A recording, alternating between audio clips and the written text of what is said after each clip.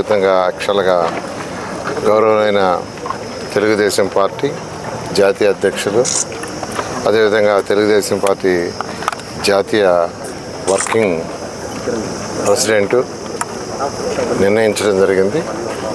దాని మీద నెల్లూరు జిల్లాలో ఉన్న మంత్రులు కానీ, ఎంపీ, శాసనసభ్యులు అందరూ యాక్చువల్గా ఎక్కడ దీన్ని పెట్టాలనే ఉద్దేశంతో 2 రోజులు స్టడీ చేయటం, అదేవిధంగా పార్టీ సెంట్రల్ ఆఫీస్ నుంచి టీం రావటం, వాళ్ళందరూ ఫైనల్గా ఇఫ్కో ప్లేస్ ఏదైతే ఈ కోవూరు యొక్క కాన్స్టిట్యున్సీలో ఉందో అక్కడ దాన్ని నిర్ణయించడం జరిగింది.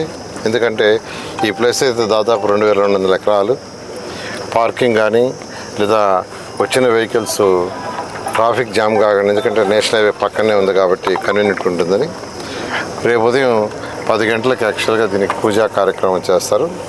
దానికి నిన్న మొదలుపెట్టి దాదాపు ఒక 100 ఎకరాల పైన ఈ కంపెనీకి మొత్తం తొలగించారు.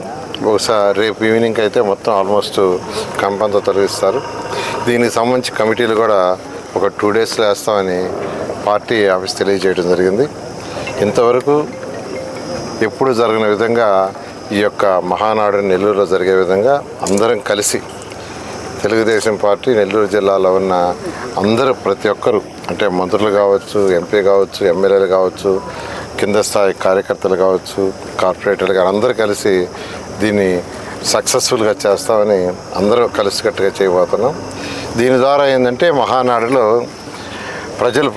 ప్రజల యొక్క అవసరాలు ఏమున్నాయి, సంక్షేమ పథకాలు కావచ్చు, డెవలప్ కావచ్చు, ఏముండాయని అనేక తీర్మానాలు చేసి, అదేవిధంగా కార్యకర్తల యొక్క సంక్షేమానికి సంబంధించి అనేక తీర్మానాలు చేయటం, ఏదైతే ప్రజా అవసరాలు ఉన్నాయో ఆ తీర్మానాలను ప్రభుత్వం తెలియజేయటం, అవన్నీ ఇంప్లిమెంట్ చేయటమే ఈ మహానాడులో